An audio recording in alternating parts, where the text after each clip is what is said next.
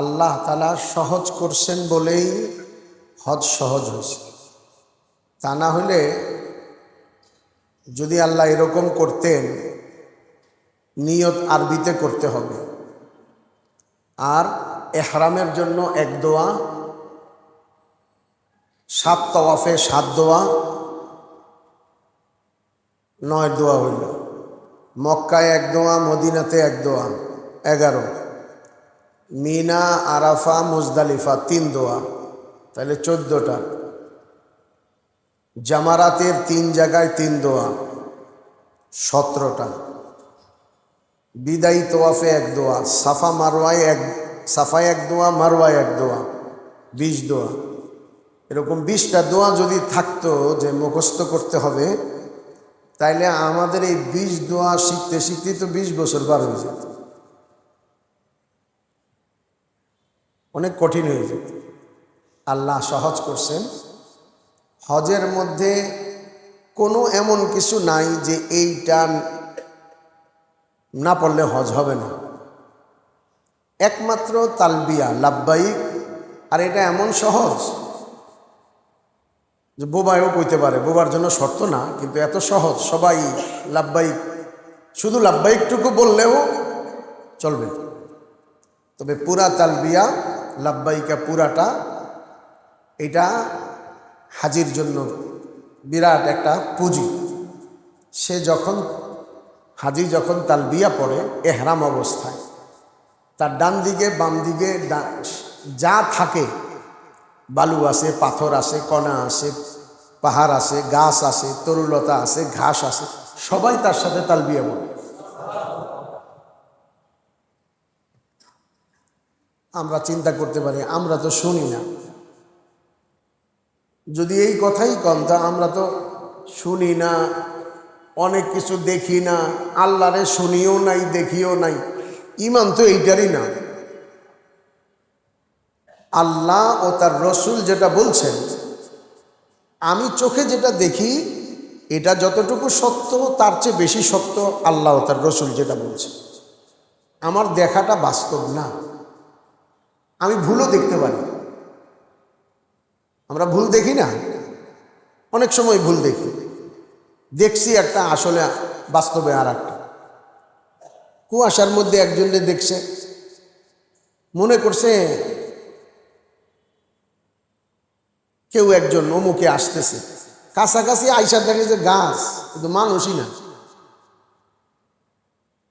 আবার একজনে সালাম দিছে, পরে আটকে উঠছে, আরে ভাই আপনি সালাম দিছেন, আমি তো ভয় পেয়ে গেছি, আমি তো গাছ মনে করছিলাম, গাছেও সালাম দেয়। মানুষ তো ভুল দেখে, ভুল শুনে। এই জন্য সাহাবারা, হুজুর সাল্লাল্লাহু আলাইহি ওয়াসাল্লাম যখন তাদেরকে কোনো কথা জিজ্ঞাসা করতেন, বলতো, অধিকাংশ ক্ষেত্রে সাহাবারা বলতেন আল্লাহু ওয়া রাসূলুহু আ'লাম, আল্লাহ ও তার রসুল এ সম্পর্কে ভালো জানে। কোনটা কমু, যেটা দেখি এটা তো ঠিক না, ঠিক তো যেটা আল্লাহ বলছেন, আল্লাহ রসুল বলছেন।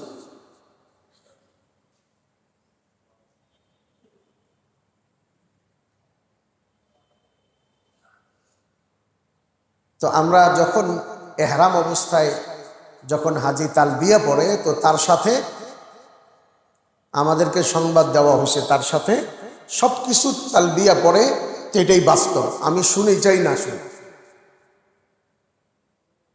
এরা সাক্ষী হবে, কিয়ামতের দিন এটার সাক্ষ্য পাওয়া যাবে। এই জন্য হুজুরকে একবার জিজ্ঞাসা করা হয়েছে, ইয়া রাসূলুল্লাহ, কোন হজ উত্তম বেশি, কোন হজ উত্তম বেশি? হুজুর বলেন নাই কেরান করো, তামাত্তু করো, ইফরাত করো, পায়ে হাইটা করো, সৌদি এয়ারলাইন্সে করো, ডাইরেক্ট ফ্লাইটে করো, শিপে করো। হুজুর কি বলছেন? ওই হজ বেশি উত্তম যেই হজের মধ্যে 2 জিনিস বেশি থাকে, যে হজের মধ্যে 2 জিনিস বেশি থাকে। একটা হলো তালবিয়া, আর একটা হলো কোরবানি। একটা হলো তালবিয়া আর একটা হলো কোরবানি। এখন আমরা তালবিয়া ওই এক এহরামের সময় ছাড়া সাধারণত হাজি সাহেবরা পড়তে অভ্যস্তই না।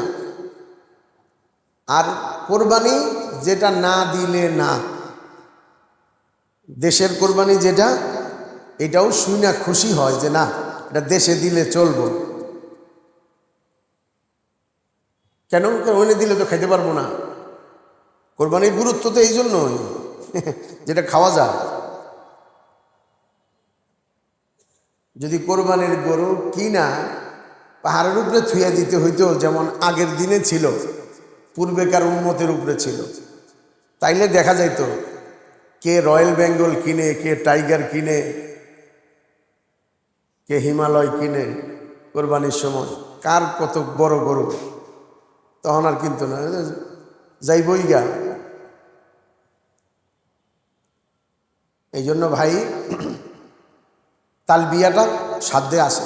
কোরবানি আচ্ছা ঠিক আছে, সামর্থ্যে আছে, সফরের মধ্যে যতটুকু অতটুকুই করলাম, কিন্তু তালবিয়া তো বেশি করার সুযোগ আছে। তালবিয়া এহরাম ছাড়া মস্কের নিয়তে পড়বে, মস্ক করার জন্য। কিন্তু তালবিয়া এহরাম বাঁধার পরে, নামাজের পরে পড়বে, বিছনায় ঘুমাইতে গেছে তখন পড়বে, বিছনা থেকে উঠছে তখনও পড়বে, গাড়িতে উঠছে তখনও পড়বে, গাড়ি থেকে নামতেছে তখনও পড়বে। প্রত্যেক অবস্থার পরিবর্তন, প্রত্যেক অবস্থার পরিবর্তনে তালবিয়া পড়বে। এমনকি উলামা ইকরাম বলেন যে কারো সাথে দেখা হইলে সুন্নত কি? সালাম দেওয়া। বলছে যে মুহরিমের জন্য, যে এহরাম অবস্থায় আছে তার জন্য হইল দেখা হওয়ার পরে প্রথমে তালবিয়া পড়ো। কারোর সাথে দেখা হয়েছে, লাব্বাইক আল্লাহুম্মা লাব্বাইক, তালবিয়া পড়া শেষ করে তারপরে বলো আসসালামু আলাইকুম, কেমন আছেন।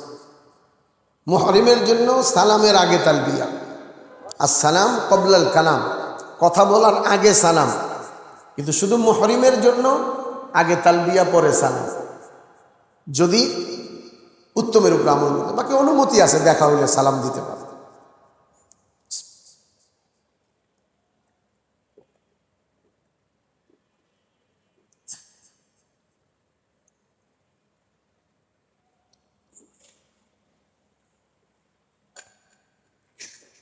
লাব্বাইকা আল্লাহুম্মা লাব্বাইক,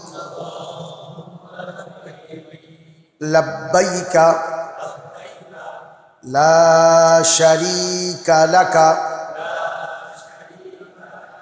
লাব্বাইক, ইন্নাল হামদা ওয়ান নি'মাতা লাকা ওয়াল মুলক লা শারীকা লাক, লাব্বাইকা আল্লাহুম্মা লাব্বাইক, লাব্বাইকা লা শারীকা লাকা লাব্বাইক, ইন্নাল হামদা ওয়ান নি'মাতা লাকা ওয়াল মুলক লা শারীকা লাক। লাব্বাইক কালকেও বলছি, শব্দটাকে লম্বা করে পড়া যায়, খাটো করে পড়া যায়। তবে লাব্বাইকা খাটো করে তাড়াতাড়ি, যখন নাকি নিঃশ্বাস ছাড়বো না, আর লম্বা হবে যখন আমরা নিঃশ্বাস ছাড়ব। তো সাধারণত প্রথমটাতে কেউ নিঃশ্বাস ছাড়ে না, এইভাবে বলে লাব্বাইকা আল্লাহুম্মা লাব্বাইক, ওইখানে গিয়ে থামে। এই জন্য প্রথমটা তাড়াতাড়ি হবে, দ্বিতীয়টা লম্বা হবে।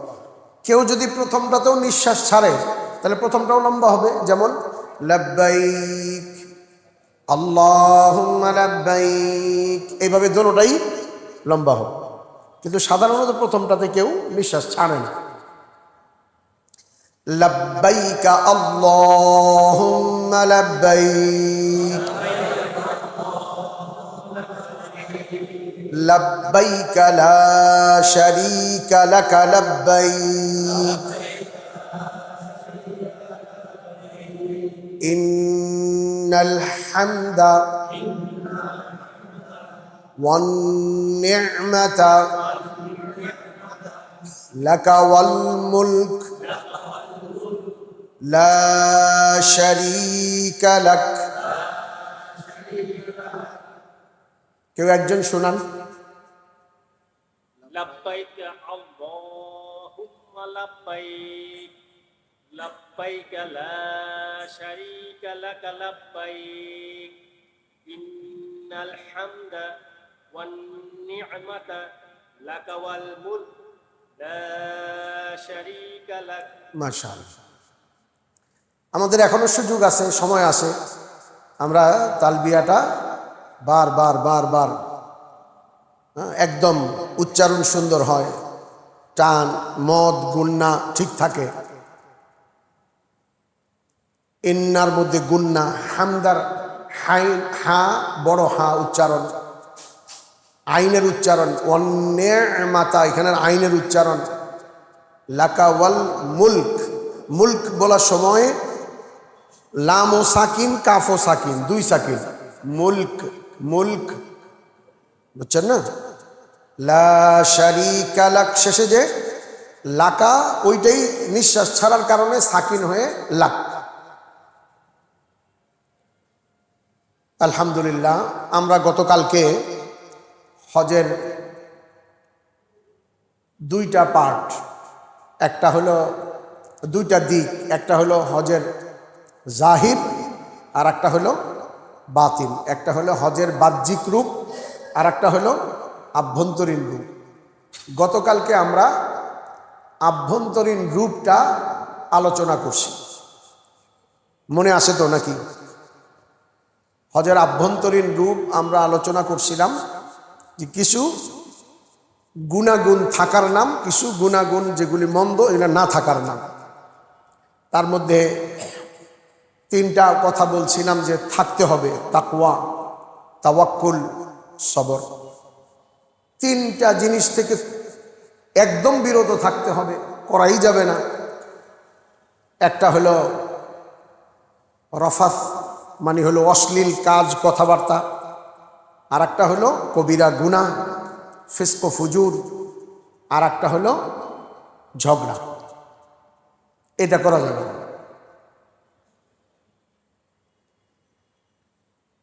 হজের আভ্যন্তরীণ রূপের মধ্যে, রুহানিয়াতের মধ্যে আর একটা কি বলছিলাম, শেকায়াত বা অভিযোগের কোনো শব্দ তো দূর কথা, সুরও থাকতে পারবে না।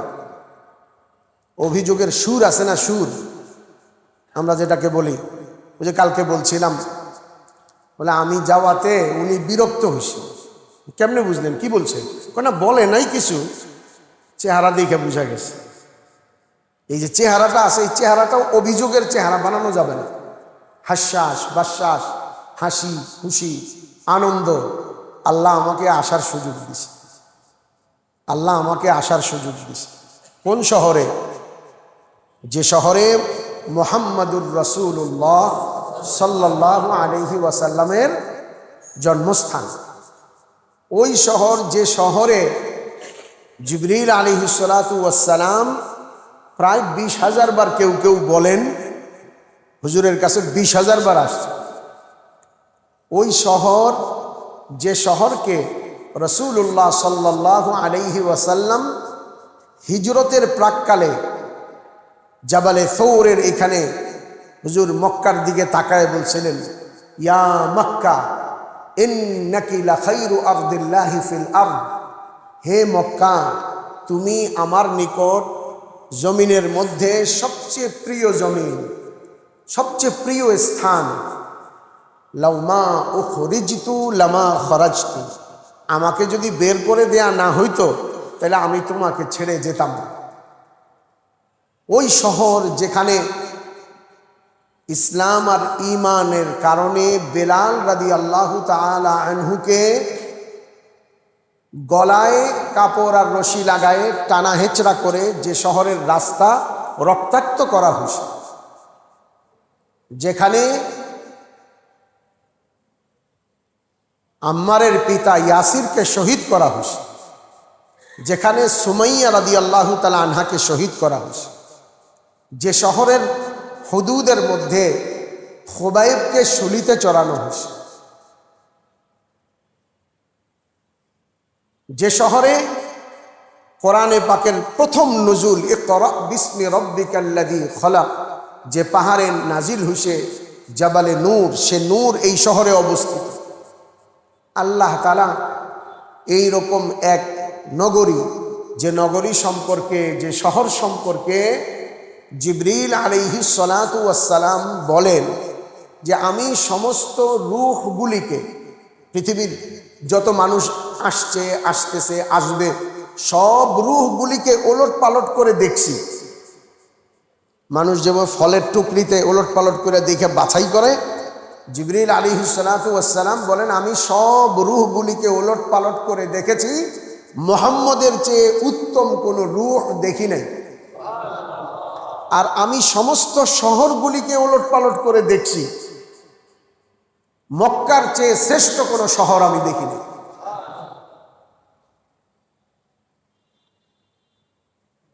এই নগরী বিল্ডিংয়ের কারণে না, চাকচিক্যের কারণে না, রুহানিয়াতের কারণে, কোরআনের কারণে, রসুলের কারণে এই শহর পৃথিবীর মধ্যে শ্রেষ্ঠ শহর। আমি সেখানে যাচ্ছি তো রুহানি জিনিসের একটা হলো শেকায়াত বা অভিযোগের কি থাকতে পারবে না, সুর থাকতে পারবে না। এটা হলো হজের রুহানিয়া। আর প্রত্যেকটা কাজ করার সময় ইব্রাহিম, ইসমাইল, হাজেরা আলাইহিমুস সালাতু ওয়াস সালাম তাদের ত্যাগ, তাদের কোরবানি, তাদের কষ্টকে স্মৃতিচারণ করা, মনে করা। সাফা মারওয়ায় দৌড়াইবার সময় হাজেরা আল্লাহর জন্য নিষ্পাপ ছোট্ট দুধের শিশুকে মরুভূমিতে শোয়াইয়ে ছোটাছুটি করছে, ওই কথা মনে করা। আর আমি ঈমান তালাশ করতেছি, ক্ষমা তালাশ করতেছি, আল্লাহকে তালাশ করতেছি, এরকম একটা দিল নিয়ে তারপরে দৌড়ানো, এটা হলো রুহানিয়া। আর বাহ্যিক জায়গায় দৌড়ানো, এখন বাহ্যিকভাবে দৌড়াইতেছি কিন্তু দিল রয়েছে কোথায়, বাড়িতে, হোটেলে। তাইলে কি হইল, হজের বাহ্যিক দিক রইল কিন্তু ভিতরটা রইল না, জান নাই। জান ছাড়া কোনো জিনিস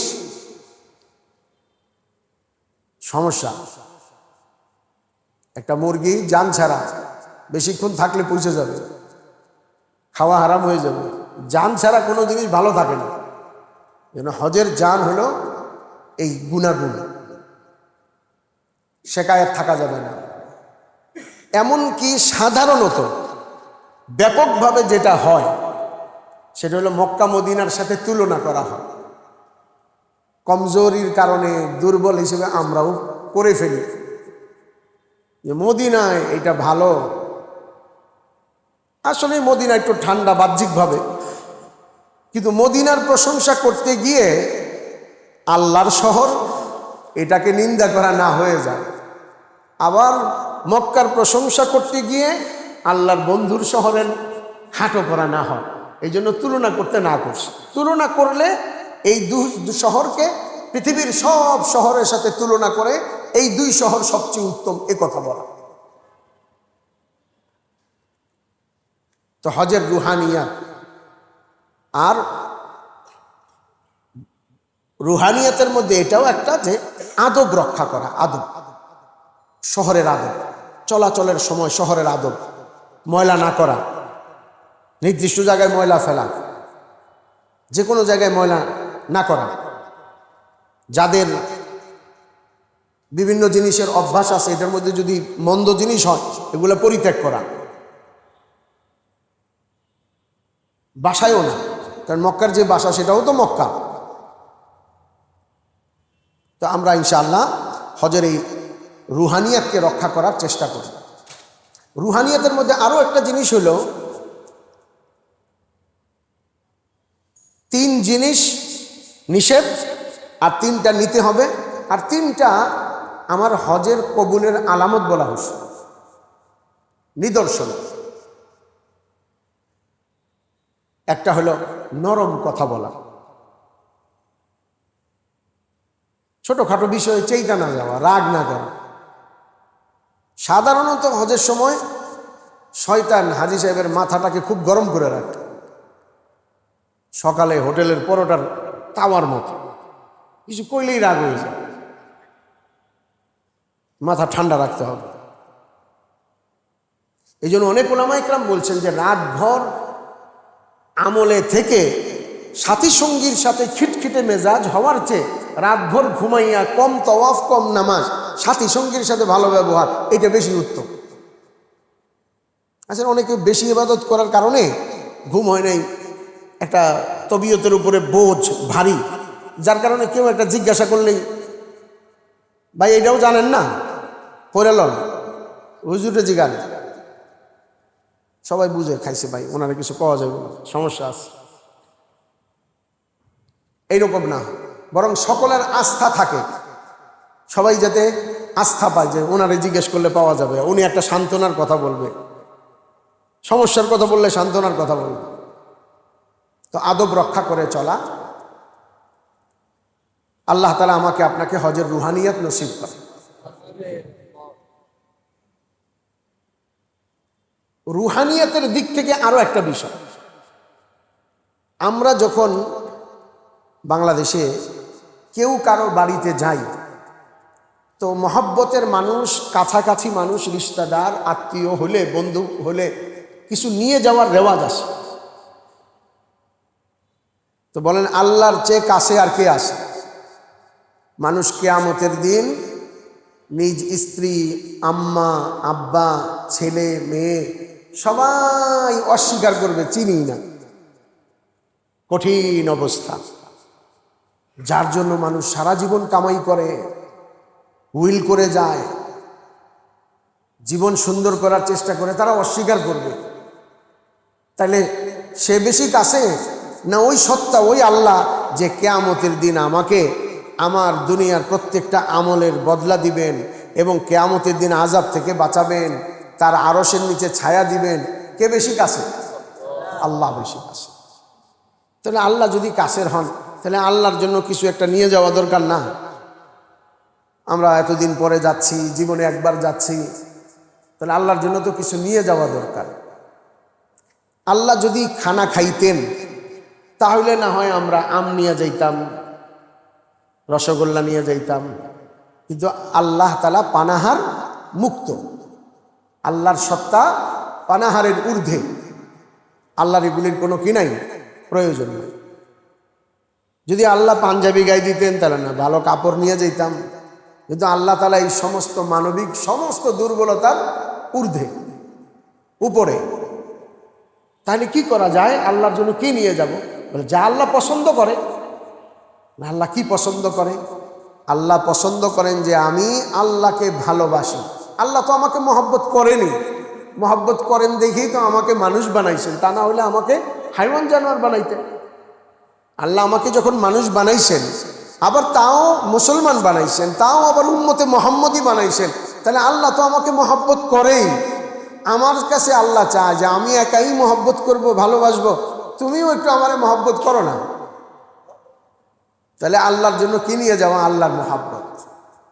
আচ্ছা, মহব্বত কোথায় পাওয়া যায়? বাইতুল মুকাররমে এহরামের কাপড় পাওয়া যায়, বেল্ট পাওয়া যায়, টুপি পাওয়া যায়। মহব্বত বিক্রি করলে না হয় মহব্বতও কিনে নিতাম। মহব্বতের হালুয়া আছে, মহব্বতের শরবতও আছে, কিন্তু মহব্বতের কোনো, আল্লাহর মহব্বতের কোনো ট্যাবলেট নাই, শরবত নাই, হালুয়া নাই। আল্লাহর মহব্বত হবে যে আল্লাহকে পাওয়ার জন্য জানমাল খরচ করে, কোরবানি করে। মানুষ যে জিনিসের জন্য ত্যাগ স্বীকার করে ওটার জন্য মহব্বত হয়। কি বলেন? মানুষ বাচ্চাকে মহব্বত করে না? কেন মহব্বত করে? বাচ্চার জন্য ত্যাগ স্বীকার হয়েছে, কোরবানি হয়েছে। তো আল্লাহকে পাওয়ার জন্য যদি আমার জানমাল খরচ হয়, তাহলে আল্লাহর জন্য মহব্বত হবে। ইসলামের জন্য যদি আমার জানমাল খরচ হয়, ইসলামের জন্য মহাব্বত হবে। এখন নাই কেন? মানে আমরা তো আর সাহাবাদের মতো জানমাল খরচ করে ইসলাম পাই নাই। আমরা তো পাইছি একদম ফ্রি, এর চেয়ে ফ্রি কিছু নাই।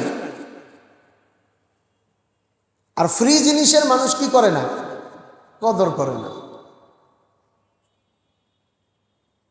উদাহরণ দিছে না যে এক লোক চাকরি করে পয়সা দিয়া, বেতনের টাকা দিয়া এক জোড়া জুতা কিনছে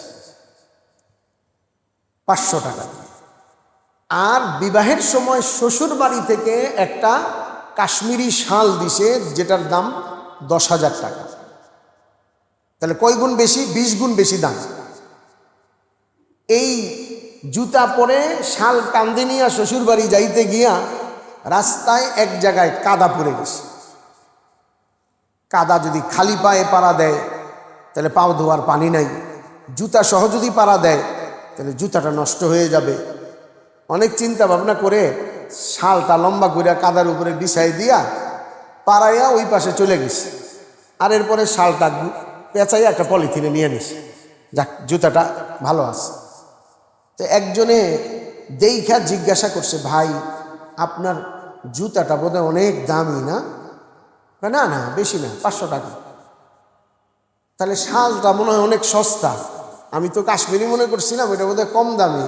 না না, আপনি প্রথমে যেটা বুঝছেন ওইটাই ঠিক, এটা কাশ্মীরি, 10,000 টাকা।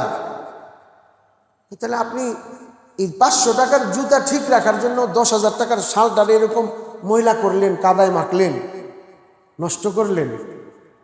না আপনি তো ওই যে হজের জাহির বাতিন আছে না, এরকম এইখানেও সে কি বলে, আপনি জাহির দেখছেন, বাতিন দেখেন নাই। আচ্ছা, এখানে আবার বাতিন আছে। বাতিন কি জিনিস? বাতিন হলো জুতাটা আমার বেতনের টাকায় কিনছি, শালটা আমার শ্বশুরে মাগনা দিছে, তো আমি মাগনা জিনিস নষ্ট কইরা টাকায় কিনা জুতাকে হেফাজত করছি। জানমাল খরচ হলে কি হয়? মহব্বত হয়। আল্লাহর জন্য যদি জানমাল খরচ হয় তা আল্লাহর জন্য মহব্বত হবে। এই জন্যই তো ইব্রাহিম আলাইহিস সালাতু ওয়াস সালাম তার বাচ্চাকে জব করতে গেছে, কারণ কার জন্য? আল্লাহর জন্য। আল্লাহর মহব্বতের জন্য বাচ্চা জব করা সহজ। এই জন্য মেরে মুহতারাম আজিজ দোস্ত, আল্লাহর মহব্বত নিয়ে যাওয়া আল্লাহর জন্য কিভাবে নিব? ওই যে জানমাল খরচ করে আল্লাহকে তালিমে বসি, এটা হলো জানের খরচ। দোকানে যাইতে চাইছিলাম কিন্তু তালিম হয় মসজিদে, একটু বসলাম। আমরা যে মসজিদে নামাজ পড়ি ওইখানে গাস্ত হয়, গাছতে একটু শরিক হইলাম। 3 দিনের জামাত যায়, আচ্ছা চলো 3 দিনের জামাতে যাই আসলাম। হজের আগে এইভাবে মসজিদের তালিমে, গাছতে, জামাতে কোনো আলেমের কাছে হাদিয়া নিয়ে গেলাম, যে বললাম যে হুজুর আমাকে হজের ব্যাপারে কিছু নসিহত করেন। তো যত এরকম জানমাল খরচ করব আল্লাহ তত মহব্বতের হইতে থাকবে, হজ তত মহব্বতের হইতে থাকবে। এইটা নিয়ে যাও। আর দ্বিতীয় জিনিস কি নিয়ে যাব?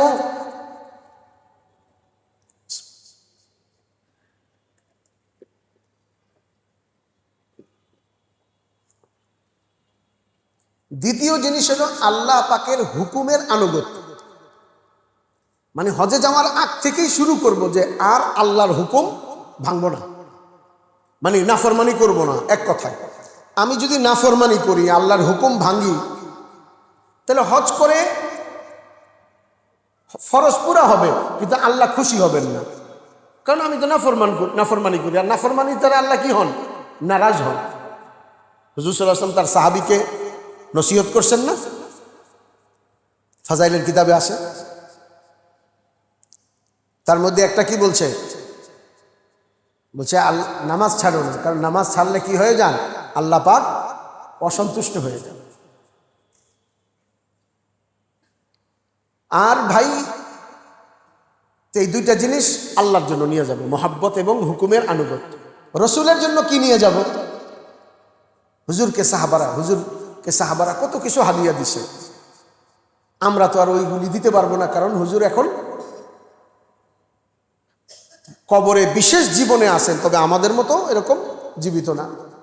তো আমরা যে হুজুরের কাছে নিয়ে কোনো খাবার দিব, কাপড় দিব, তা তো পারবো না, তাহলে হুজুরকে কি দিব? হুজুর খানা পানি কাপড় চোপড় তো পরিত্যাগ করছেন, কোরবানি করছেন আমার আপনার জন্য, তাহলে কি এক নম্বর নিয়ে যাব? হুজুরের জন্য মহব্বত নিয়ে যাব। হুজুরের মহব্বত কোথায় পাওয়া যায়?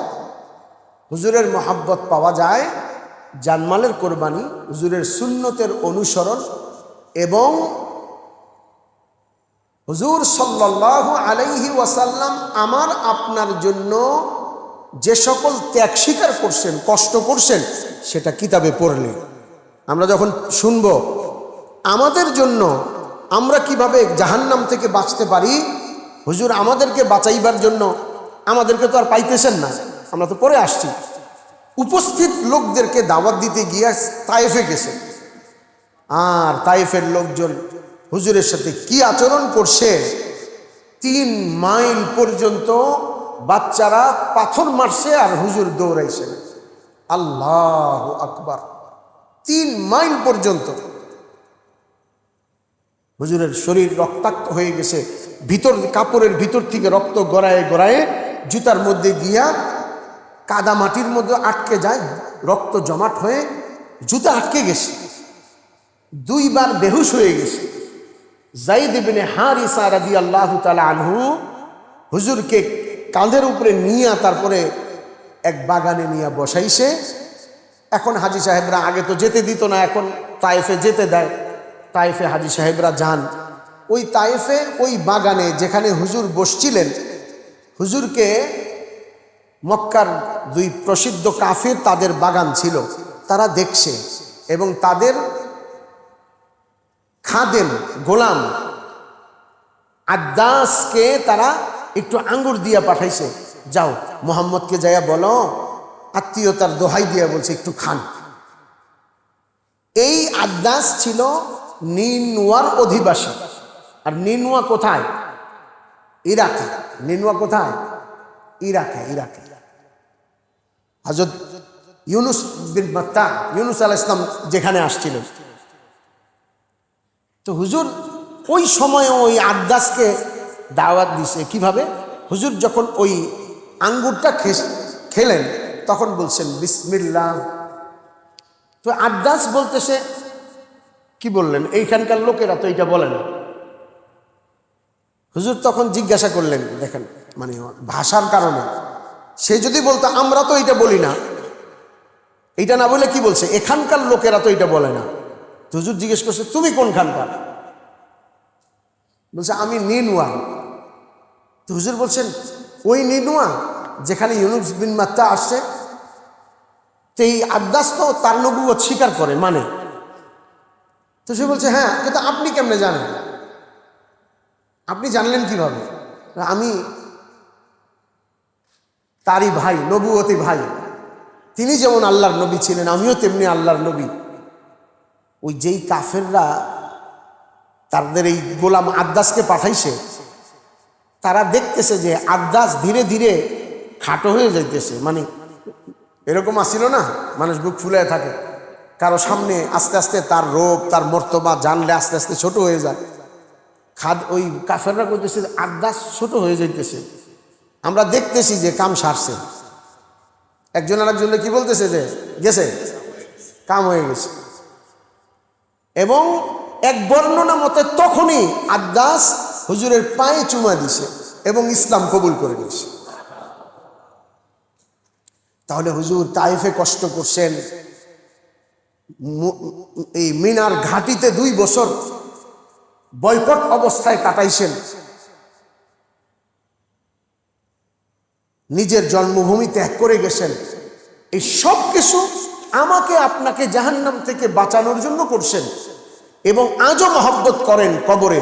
এবং কিয়ামতের দিন যখন হাসরের ময়দানে আল্লাহ ছাড়া সমস্ত রূহগুলি নিজের মুক্তির জন্য ইয়া নফসি করবে, ওই দিন একটা মানুষ আল্লাহ ছাড়া, মুহাম্মদ, শুধুমাত্র তার উম্মতের কথা মনে করবে, আল্লাহ আমার উম্মতকে মাফ করে দেবে।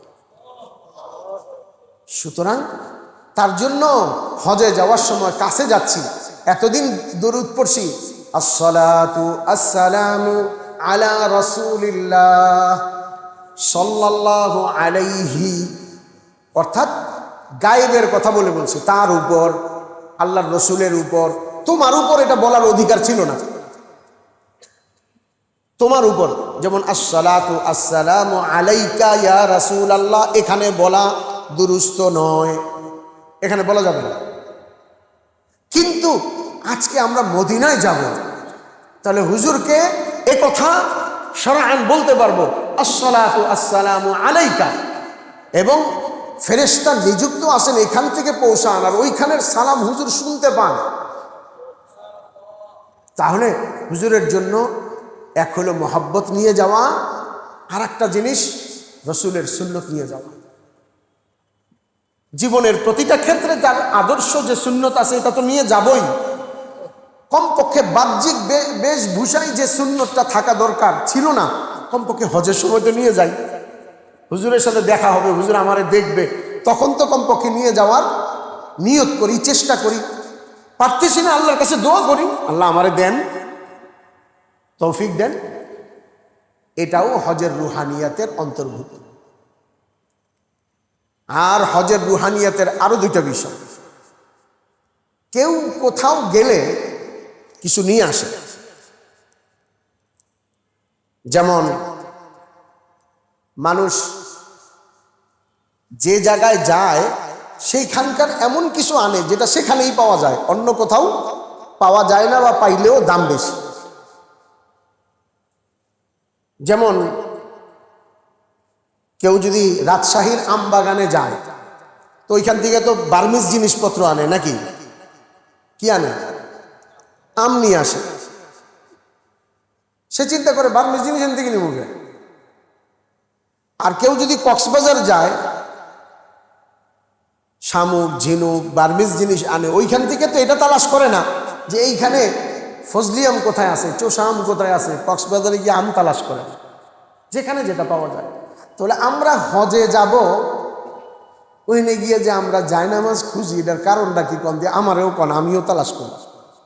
আমিও অনেক সময় নরম জায়নামাজ, এইটা ওইটা কোন তো ভাই, জায়নামাজ কি মক্কায় বানায়, সৌদি আরবে কিছু বানায়, সেটা তো এনেও পাওয়া যায়।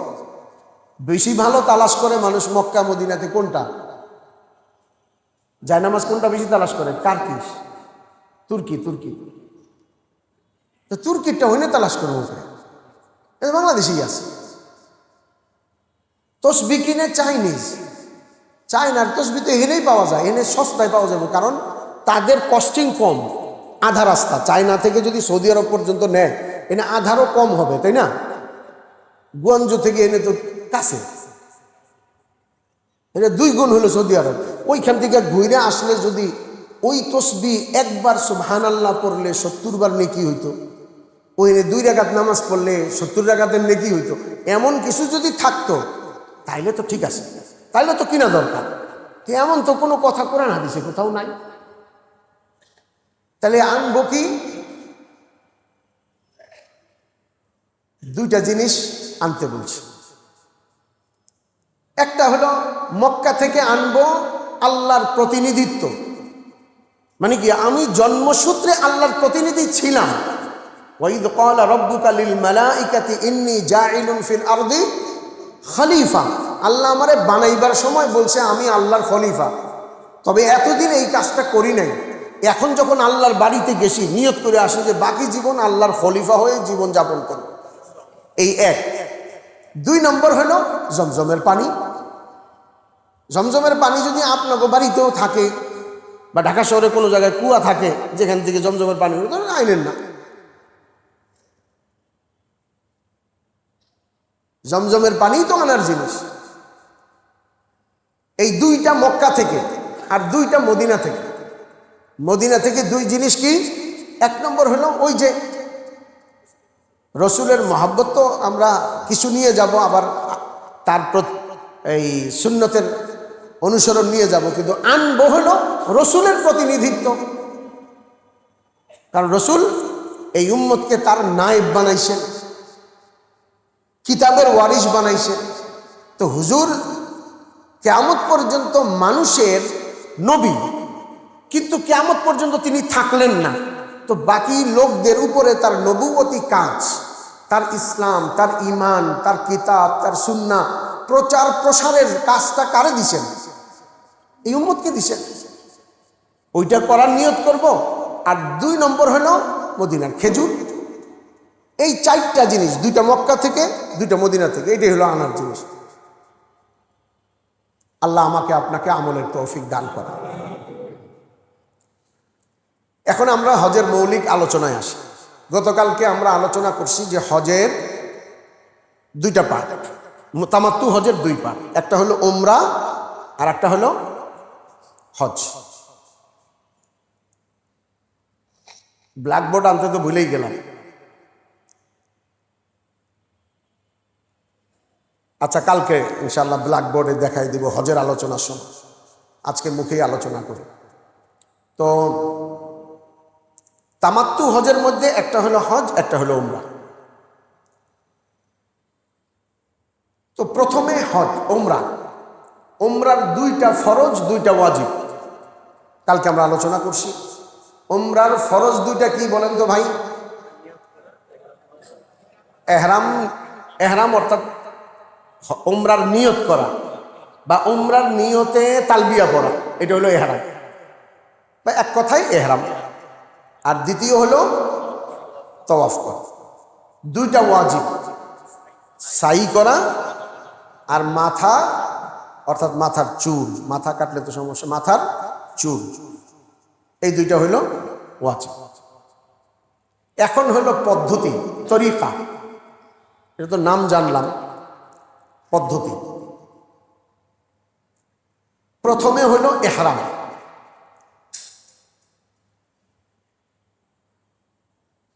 ইহরাম হজ বা উমরার নিয়তে তালবিয়া পড়াকে ইহরাম বলে। ইহরাম কাপড় পরাকে বলে না। কেউ ধরেন ইহরামের সাদা কাপড় আছে না, একটা নিচে একটা উপরে, এটা পরছে, নিচেরটাও পরছে উপরেরটাও পরছে। আমরা সাধারণত কি বলি? উনি এহরাম করছে, এহরাম পরছে। না, এটা ঠিক না। আমরা কি বলবো? উনি এহরামের কাপড় পরছেন, এহরাম পরে নাই বা এহরাম করে নাই। কাপড় পরলে এহরামের কাপড় পরছে। এহরাম আলাদা, এহরামের কাপড় আলাদা। যেমন আমার চশমা, এখন আমার চশমা, আমি আর চশমা কি এক? চশমা আলাদা, আমি আলাদা। আমার টুপি, আমি আলাদা, টুপি আলাদা। এহরামের কাপড়, এহরাম আলাদা, কাপড় আলাদা। কাপড় তো হলো 2 টুকরা কাপড়ের নাম, কিন্তু এহরাম বলা হয় হজ বা উমরার নিয়ত করে তালবিয়া পড়লে এইটা হলো এহরাম। এখন ধরেন একজন পায়জামা পাঞ্জাবি পরে হজের উমরার নিয়তে তালবিয়া পড়ছে, তাইলে কি হবে? এহরাম হয়ে যাবে। কিন্তু এই কাপড় পরার কারণে এহরাম অবস্থা এটা নিষেধ, এই নিষেধের কারণে জরিমানা আসবে, কিন্তু এহরাম হয়ে যাবে। এহরাম কাপড়ের নাম না, এহরাম হলো নিয়তের নাম। আমি একবার মদিনা থেকে মক্কায় আসব একা, মানে আমার তখন পাসপোর্ট হাতে ছিল। তো সরকারি বাস আছে, সাপকো বলে, Saudi Arabia public transport corporation. তো ওই সাপকো বাসের এখানে যে টিকিট আনতে গেছি, এহরামের কাপড় পরা দেখে বলতেছে, না তোমার টিকিট দেওয়া যাবে না। কেন?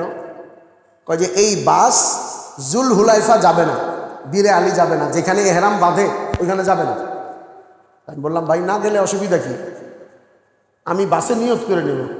কয় না না না, এটা পরে যাওয়া যাবে না। কারণ তারা জানে যে এটা পড়লেই বীরে আলী যাইতে হয়, জুল হুলাইফা যাইতে হয়। এখন এই এহরামের কাপড় পরে উঠতে দিবে না। কি সমস্যা? তো বাইরে গেছি, যাই নিচের পাটটা এহরামের কাপড় রাইখা উপরের এহরামটা খুইলা পাঞ্জাবি পরছি। পাঞ্জাবি পরে ওই কাপড়টা হ্যান্ডব্যাগে নিছি, নিয়ে বলছি, ভাই এখন দেওয়া যাবে? কাহা দেন। তো টিকিট দিছে, টিকিট নিয়ে বাসে উঠছি। বাসে যাইয়া বইসে আমি পাঞ্জাবি খুলে এহরামের কাপড়টা পরা নিয়ত করে নিছি, উমরার নিয়ত করছি, হয়ে গেছে। কারণ নামাজও শর্ত না, আর জুলহুলাইফায় যাওয়াও শর্ত না। মিকাতের আগে নিয়ত করলেই এহরাম হয়ে যায়। তো এখন এহরাম বাঁধার তরিকা পুরাটা সুন্নত তরিকা। প্রথম সম্ভব হলে গোসল করে নেওয়া সুন্নত। অবাঞ্ছিত পশম হাত পায়ের নখ কেটে নেওয়া উত্তম। এরপরে এহরামের কাপড় পরা, মাথায় টুপি দেওয়া, 2 রাকাত নামাজ আদায় করা। এই 2 রাকাত নামাজ সুন্নতে জায়েদা, পড়লে উত্তম, না পড়লে কোনো সমস্যা নাই, জরুরি মনে না করা। এই 2 রাকাত নামাজ পড়ার পরে প্রথম কাজ টুপিটা খুলে ফেলবে, কারণ টুপি মাথায় দেওয়াও এহরাম অবস্থায় নিষেধ। এই জন্য প্রথমে টুপিটা খুলে ফেলবে। এরপরে সে নিয়ত করবে, আল্লাহুম্মা ইন্নী উরিদুল উমরাতা ফায়াসসিরহা লি ওয়া তাকাব্বালহা মিন্নি। আরবি নিয়ত না করতে পারলে কোনো সমস্যা নাই, নিয়ত বাংলায় কইলেই হইছে। আল্লাহ, আমি উমরার নিয়ত করতেছি, আপনি আমার উমরাকে সহজ করে দেন, কবুল করুন। এরপরে তালবিয়া পড়বে, বাস, তাহলে কি হয়ে যাবে? এহরাম চালু হয়ে যাবে। কিন্তু এখন এই এহরামটা বাঁধব কোথায়? সৌদি আরবে আমরা যে পথে যাই, সৌদি আরব থেকে জেদ্দা শহর থেকে 90 কিলোমিটার সম্ভবত আগে, শতখানিক কিলোমিটার আগে হইল ওই সীমানাটা, যেটাকে বলে ইয়ালামলাম। ইয়ালামলাম ওই সীমানার আগে আগে এহরাম বাঁধতে হবে। কিন্তু ওই সময় তো প্লেনে থাকবো, নামাজ পড়া নিয়ত করা কঠিন থাকে। আবার বাসার থেকে এহরাম বাড়া কিন্তু উত্তম, কিন্তু বাসার থেকে এহরাম পড়বো যদি ফ্লাইট মিস হয়, দেরি হয়, তাইলেও একটা সমস্যা। এই জন্য উত্তম হলো যারা প্রথমে মক্কায় যাবেন তারা বাসা থেকে এহরামের কাপড়টা পরে যাবে, নিয়ত করবে না, টুপি মাথায় থাকবে। এয়ারপোর্টে যাওয়ার পরে, ইমিগ্রেশন হয়ে যাওয়ার পরে যখন নিশ্চিত হবে যে হ্যাঁ ফ্লাইটে উঠবো, তখন গিয়া ওইখানে 2 রাকাত নামাজ পড়বে, আর নামাজের পরে টুপিটা খুলে উমরার নিয়ত করবে যে আল্লাহ, আমি উমরার নিয়ত করতেছি, আপনি আমার উমরাকে কবুল করেন, সহজ করেন, কবুল করেন। এরপরে তালবিয়া। এটাও করা যায় যে আরেকটু নিশ্চিত হওয়ার জন্য, কথার কথা এগুলি তো নিশ্চিত থাকে, কোনো সময় অবস্থার প্রেক্ষিতে দেখা যায় ফ্লাইট মিস হইতেছে, উল্টাপাল্টা হইতেছে, না বসার আগ পর্যন্ত নিশ্চিত হওয়া যাচ্ছে না, তাইলে নামাজটা এয়ারপোর্টে পড়ে নিয়তটা তখনও দেরি করি। ফ্লাইটে উঠলাম, বসলাম, ফ্লাইট ছেড়ে দিছে, তারপরে ফ্লাইটে বসে নিয়ত করে ফেললাম যে আল্লাহ, আমি উমরার নিয়ত করতেছি, তাতে হয়ে যাবে। তাহলে এই এক ফরজ। এখন যখন নিয়ত করলাম তখন আমার এহরাম কি হলো? চালু হয়ে গেল। আমি এখন মুহরিম, আমি এখন মুহরিম। সাধারণ মানুষের জন্য অনেক কিছু এমন আছে যেটা তাদের জন্য জায়েজ, কিন্তু আমি এহরাম বাঁধার কারণে আমার জন্য সেটা এখন আর জায়েজ নাই, বৈধ নাই। যেমন সুগন্ধি ব্যবহার করা। এহরাম নিয়ত করার আগে গোসলের পরে যদি কেউ ব্যবহার করে করতে পারে, তবে বেশি না। এবং এমন না যে আতর লাগাইছে ঢাইলা এনে লাইগা ভিজা রয়েছে, এইটা তো জায়েজ ছিল, কিন্তু এহরামের নিয়ত করার পরে ডলা দিছে, পরে এন থেকে গিয়ে এনে লাগছে, তাইলে সমস্যা। এই জন্য বলছে বেশি না, হালকা আতর লাগাইতে পারে। তো 1 নম্বর হলো এহরাম অবস্থায় আতর ব্যবহার করা যাবে না, সুগন্ধিযুক্ত সাবান ব্যবহার করাও ঠিক না। তারপরে চুল কাটা যাবে না, নখ কাটা যাবে না, শরীরের অঙ্গের মাপে বানানো কোনো কাপড় চোপড়, পাঞ্জাবি, ফতুয়া, গেঞ্জি, জাঙ্গিয়া, পায়জামা, সালোয়ার পরা যাবে। তবে লুঙ্গি কোনো আলেম বলছেন সমস্যা নাই, তবে ওলামা ইকরাম সতর্কতা বলছেন যে লুঙ্গিও সেলাই করা না পরে কাটা লুঙ্গি, সেলাই ছাড়া যে লুঙ্গি আছে এটা পরা যাইতে পারে। অনেকে চিন্তা করে না লুঙ্গি তো আবার রঙিন, না, সাদা রং হওয়া কোনো ফরজ কিছু না, রঙিন লুঙ্গি অসুবিধা নেই, নীল কালারের লুঙ্গি, সবুজে লুঙ্গি, আকাশি লুঙ্গি পরতে পারবেন, অসুবিধা নেই। তো সেলাই করা কোনো কাপড় অঙ্গের মাপে বানানো পরা যাবে। পায়ের এই উঁচু হাড্ডিটা ঢাইকা যায় মোজা অথবা জুতা পরা যাবে। হ্যাঁ, এমন জুতা যেটা এইখানে এই যে এইটুক জায়গা উপর দিয়া যেমন আছে না, এইটা পরা যাবে, বা 2 ফিতাওয়ালা স্যান্ডেল পরা যাবে। এটা শুধু পুরুষদের জন্য। মেয়েরা যে কোনো জুতা পরতে পারবে, আর সেলাই করা কাপড় তো মেয়েরা পরবে, মেয়েদের এহরামের কোনো কাপড় নাই। আর কি করা যাবে না, শিকার করা যাবে না, কোনো পাখি টাকি শিকার করা, কে শিকার করে না। অনেক সময় মক্কায় কবুতর পাওয়া যায়, থাবা দিয়া ধরে ধরে ফেলাইন না। মশা মাছি পিঁপড়া যেগুলো কষ্টদায়ক এগুলো মারা যাবে, এগুলো মারতে পারে। শরীর চুলকানো যাবে, তবে সাবধান যাতে কোনো মাথা বা শরীর চুলকাইলে যদি পশম পরে এই তাইলে কম চুলকানো, ওইভাবে না চুলকানো। মাথায় তেল লাগানো যাবে না, জয়তুন, সরিষা অথবা কোনো তেলই লাগানো যাবে না, কোনো তেলই।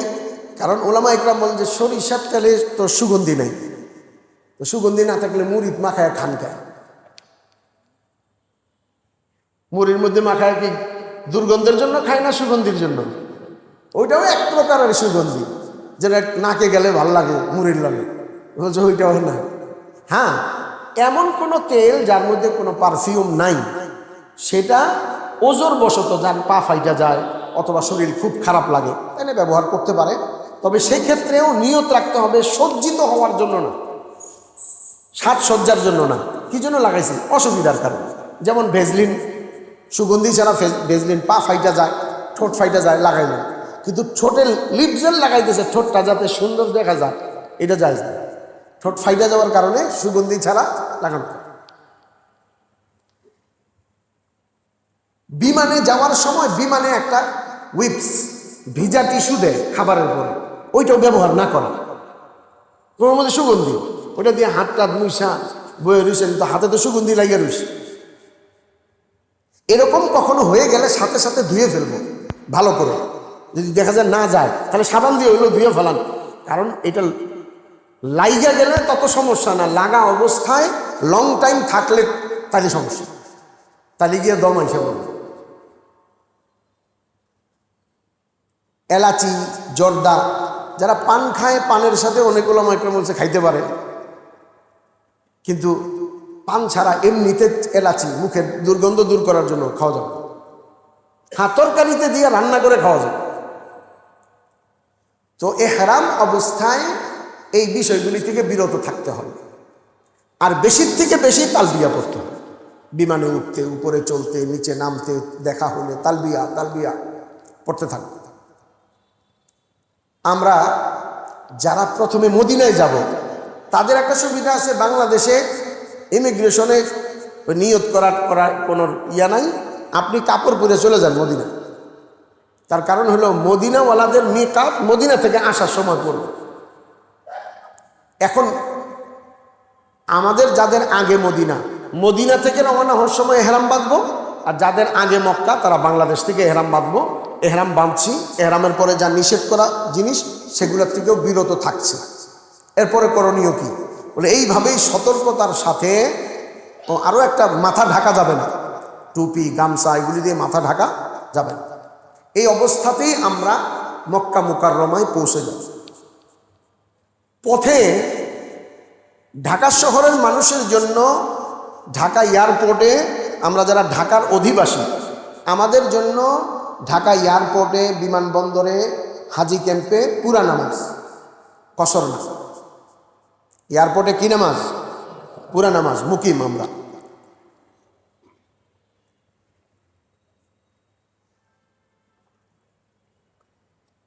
তবে বিমান টেক অফ করার পরে, উঠে যাওয়ার পরে, এরপরে যদিও এখনো ঢাকার উপরে আছে কিন্তু কসর, কারণ ওই জায়গায় আর ঢাকা সিটির অন্তর্ভুক্ত না। সিটি কর্পোরেশন ওখানে ঝাড়ু দেয়, উপরে পানি দেয়, উপরে লাইট লাগায়, সুতরাং শহর শেষ। এই জন্য ওইখানে কি হবে, টেক অফ করার পরে ঢাকার ভিতরে থাকলেও কসর।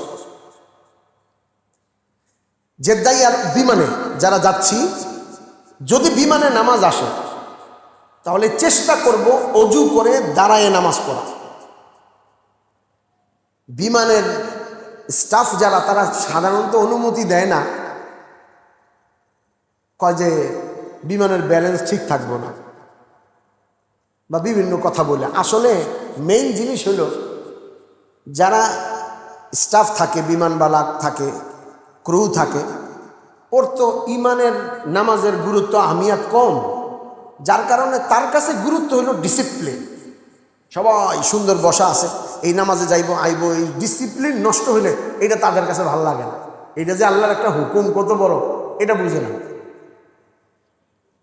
আমরা একবার আসতেছি, জিএমজি এয়ারলাইন্স মারা গেছে, আল্লাহ রহম করে, জিএমজি এয়ারলাইন্স মারা গেছে আর কি। তো জিএমজি এয়ারলাইন্সে আসতেছিলাম, ক্রু মহিলা আইসা বলতেছে যে না, দাঁড়ায় নামাজ পড়তে পারবেন না। আমি বললাম কেন, সমস্যাটা কি? ব্যালেন্স ঠিক থাকবে না। আমি এনে দাঁড়ায় নামাজ পড়লে ব্যালেন্স ঠিক থাকবে না। আপনি এই মাত্র যে খাবারের টেবিলটা নিয়ে গেলেন, কয়জনের খানা? প্রায় 70-80 জনের খানা আপনি এখানে নিলেন। এই এত বড় আলমারিটা লয়ে গেলেন, এখন কোনো সমস্যা হলো না, আমি নামাজ দাঁড়ালে সমস্যা হলো। কথাবার্তা হইতে হইতে এক কথায় এক পর্যায়ে হাজী সাহেব বলতো ঝগড়া করা উচিত না, কিন্তু আমি নামাজের কারণে রাগ হয়ে বললাম যে দেখেন, আপনার কাজ একটা কাজের বুয়ার চেয়ে বেশি কিছু না। বাসায় যে বুয়ারা কাজ করে আপনারও সেম কাজ। ওরা বাসায় করে, আপনি বিমানে করেন, আপনি নামাজে বাধা দিতে পারেন। খুব স্বাভাবিক, এটা আসলে তার স্ট্যাটাসের অনুযায়ী চলে নাই। উনি রাগ হয়ে গেছে, ভিতরে বসে গেছে। পরে যাই হোক, আমার আহলিয়াও সাথে ছিল, তারে আমি পাঠাইছি তুমি যে ম্যানেজ করো। তো অন্য একটা মনে করে আমি মাসলা জিজ্ঞেস করার জন্য আসছি, তোমার বাসা কোথায়? বংশা। আমি বললাম মাসলা এনে জিজ্ঞেস বা কেন? আমার মহল্লার দ্বিতীয়বারকে আইসা জিজ্ঞেস করে, ওই নিয়ে তো আমি আছি। তো বিমানে নামাজ দাঁড়াইয়ে পড়ার চেষ্টা করে। হ্যাঁ, তাই বলে ঝগড়াও করা যাবে না আর বিশৃঙ্খলাও করা যাবে না। যদি না দেয় তাহলে কি করব? তো না দিলে তখন আমরা যাওয়ার সময় যেদিকে যাচ্ছি সেটাই পশ্চিম, তো ওই দিকে ফিরে বৈশা নামাজ আদায় করে নিব, ইশারায় রুকু সিজদা করে। তবে এই নামাজটা পরে দোহরায় পড়ে নিব। হ্যাঁ, মা বোনরা যারা আছেন তারা যদি শীতে বৈশা পড়ে নেয়, তারা এটা একটা ওজর, এই ওজরটা গ্রহণযোগ্য, এই জন্য তাদের না দোহরাইলেও চলবে। কিন্তু আমরা পুরুষ যারা আছি তাদের এই নামাজটা পরে দেয়। হ্যাঁ, যদি রুকু সিজদা করে পড়া যায় তাহলে আর দৌড়াইতে হবে। অজুর মাসলা দেখেন, এটা প্র্যাকটিস করেন। 1 গ্লাস পানি দিয়ে অজু করা যায়, 1 গ্লাস পানি দিয়ে অজু করা যায়। এটা প্র্যাকটিস করেন আগে থেকে। 1 গ্লাস পানি নেন, হাত আগে একটু ধুয়ে নিলেন, ওই গ্লাসের ভিতরে হাত চুবাইয়া একটু পানি নিয়ে মুখে দিয়া ভালো করে ঘষেন, চামড়ার উপরে ভালো করে ঘষা, এরপরে 1 চুল্লু পানি নিয়ে কপালে দেন, ছেড়ে দেন। এই পানিটা গড়ায় গড়ায় যখন থুতনি দিয়া টপ টপ করে পড়বে, সব জায়গায় কিন্তু যায় নাই, 1 চুল্লু পানি এনে এনে সব জায়গায় তো যায় নাই, কিন্তু মুখের উপর দিয়া পানিটা গড়াইয়া যখন টপ টপ করে পড়বে, তো এইটা ধোয়া হয়ে গেছে। প্রথমে সব জায়গা ভিজাইয়া তারপরে এটা করবে। এইভাবে 2 হাত মাসে। যদি বিমানে কারো বেশি নামাজ পড়ে যায়, ফ্লাইট এমন সময় যে 2-3 ওয়াক্ত, চামড়ার মোজা নিয়ে নেন, আর ধরনের কাম নাই, মাসায় করে নেবেন, চেষ্টা করবেন। কিন্তু দিতেছে না, অসুবিধা, তাহলে তায়াম্মুম করার ব্যবস্থা থাকে, তায়াম্মুম করেই পরে নেব। জেদ্দা নামার পরে নামাজের খেয়াল করবেন। বাসে উঠার সময় ড্রাইভারকে নামাজের কথা বলে নেব যে রাস্তায় আমাদের নামাজ পড়াবেন। এটা প্রায় ঘটে। বাসে একবার আপনারা যখন উঠাই দিছে, ড্রাইভার সহজে আপনারা নামতে দিব, নামাজ হয়ে যেতেছে, না তুমি মুসাফির। হ্যাঁ, কথা হয়েছে তুমি মুসাফির, মুসাফির মানে নামাজ লাগবে না। তো এই জন্য নামাজ ঠিক রাখবো। মক্কায় পৌঁছে মক্কার বাড়িতে প্রথম দিন ধৈর্যের পরীক্ষা হয়ে যাবে। প্রথম দিন যাইয়া চাবি দেন, চাবি দেন, কোন রুমে, চিল্লা চিল্লি না, স্থির হয়ে বসে। দায়িত্ববান যে আছে, এজেন্সির লোক আছে, ভাই আমি এখানে বসা আছি, আমার কোন রুম বললেন, চুপচাপ বসে। খালি বারবার মনে করবেন যে আমার ধৈর্যের পরীক্ষা চলতেছে। যারা একসাথে যাবেন, একজন ভুল করলে আরেকজন মনে করাই দিবেন, ভাই পরীক্ষা চলতেছে। বাস এইটুকু করলেই যাতে বোঝা যায়, কারণ মানুষ তো মনে থাকে না অভ্যাসের কারণে। আমাদের একবার এরকম হয়েছে, এহরাম অবস্থায় গুনাহ না করা, এটা একটা বড় গুরুত্বপূর্ণ জিনিস। তা এক হাজি সাহেব বিমানে উঠা, ওই বিমানবালার সাথে খানা তো নিচে নিচে গল্প করা শুরু করছে। তো পিছন থেকে একজনে বলছে, ভাই আমাদের হজের পরীক্ষা চলতেছে। অনেকেই শুনছে, বিমানবালাও শুনছে, এরা তো আর কেউ বুঝে নাই, কিন্তু যে কথা কইতে চলে বুঝে ফেলছে, কারণ হে মুজাকারাই ছিল। সে বুঝে গেছে যে ঠিক আছে, যান যান যান, বাস সোজা হয়ে গেছে।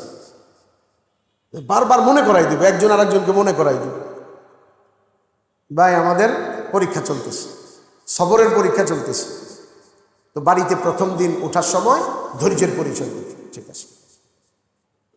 যখন রুম পাইব, কসর তো ওই মক্কায় ঢুকা পর্যন্ত। মক্কায় ঢুকে যাওয়ার পরে যেহেতু যাদের 15 দিন বা 20 দিন থাকবে তারা তো মুকিম। আর কেউ যদি এরকম হয় যে মক্কায় 10-12 দিন থাইকে আবার মদিনা যাবে, তাহলে মক্কাও কসর। আচ্ছা, মক্কায় পৌঁছার পরে বাসা পাইলাম, রুমে গেলাম, সাথে সাথে দৌড়ে হেরেমে যাওয়া না, স্থির হন, একটু বিশ্রাম নেন, খানা খান, মানে যাতে এরকম না হয় বাইতুল্লাহ যাইয়া পিছু টান না থাকে, ফারেক হয়ে যেতে পারে। এরপরে একটা টাইম মশওয়ারা করে নির্ধারণ করেন। মশওয়ারা না করলে কি হবে, ওই যে বললাম, কেউ কেউ যে আমরা এখন যাবো, কেউ কেউ খাইয়ে যাবো, কেউ কেউ গোসল করে যাবো। তো দেখা যাচ্ছে শেষে 4 জামাত হয়েছে। এক জামাত নাই মাই বাসের থেকে গেছে গা রুম পাওয়ার আগে, এক জামাত রুমে সামান ধুয়ে গেছে, আর এক জামাত খানা খাইয়ে গেছে, আর এক জামাত গোসল করে খাইয়া তারপরে গেছে। জামাত আকারে মশওয়ারা করে একসাথে গেল, একটু দেরি হোক। বাইতুল্লাহ পৌঁছার পরে ঢুকে মসজিদে হারামে ঢুকতেও এতেকাফের নিয়ত করে নিব, মসজিদে ঢুকার দোয়া পড়ে নিব, দরুদ শরীফ পড়ে নিব। আর সামনে একজনকে বলবো যে আমরা নিচের দিকে তাকায় তাকায় হাঁটবো, একজনকে বলবো বা এজেন্সি যে থাকে বা মুআল্লিম যে থাকে যে যখন বাইতুল্লাহ দেখার মতো পরিস্থিতি এবং স্থির দাঁড়াইবার জায়গা হয় তখন বইলেন আমাদের। এরকম ভিতরে যায় একটা জায়গায় যখন বলবে যে হ্যাঁ এখন দেখেন, তো প্রথম দৃষ্টি বাইতুল্লাহর দিকে দিয়া তখন আমরা দোয়া করব। ওয়াদা আসে যে এই দোয়া আল্লাহ অবশ্যই কবুল। অনেকে বলে কি দোয়া করব, দোয়া তো শিখাইবার জিনিস না, এটা মন থেকে চাওয়ার জিনিস। তবে হ্যাঁ এতটুকু বলা যায়, চাকরি, দোকান, ব্যবসা, খানা, কাপড়, নাতি নাতনি, ছেলে মেয়ে বহুত চাইছি, এগুলো আর দরকার নাই। এখন আল্লাহর কাছে অন্তত পক্ষে আখেরাত চাই, আল্লাহ ইমানের সাথে মৌত দেন। এরপরে যদি আল্লাহ তাআলা কাউর ইমানের সাথে মৌত দেন, দুনিয়ার সুখে হোক দুঃখে হোক, গাছতলায় বিষতলায়, একদিন কাইটেই যাবে। ইমানের সাথে যাওয়া যদি আল্লাহ মঞ্জুর করে ফেলেন, তাহলে হাজার হাজার হাজার হাজার লক্ষ লক্ষ কোটি কোটি বছর জান্নাতের মধ্যে থাকবে। আখিরাত চাওয়ার জিনিস।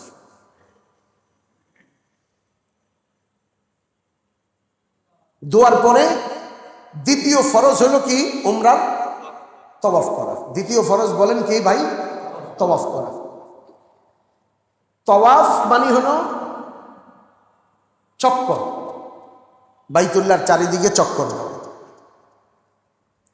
এই তওয়াফের জন্য তওয়াফের আগে 2-1টা কাম করে নিতে হবে। 1 নম্বর কাম হলো অজু থাকতে হবে।